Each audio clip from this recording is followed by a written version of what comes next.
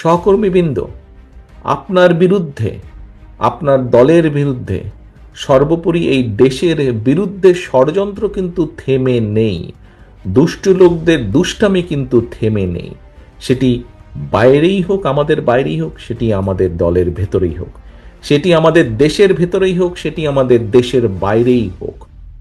কারণ এই দেশের অর্থ সম্পদ, এই দেশের প্রাকৃতিক সম্পদ অনেকে লোভ দৃষ্টিতে তাকিয়ে থাকে।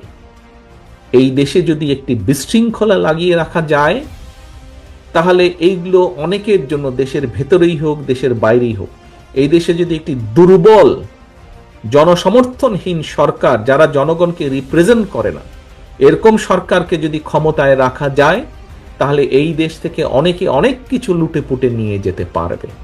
বাট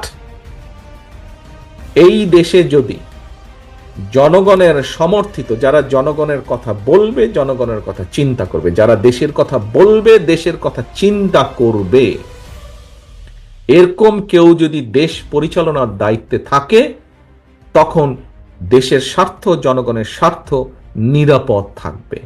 তখন যারা শকুনের দৃষ্টি দিয়ে এই দিকে তাকিয়ে আছে, এই দেশের অর্থ সম্পদ, প্রাকৃতিক সম্পদের দিকে, তখন তারা 10 বার চিন্তা করবে।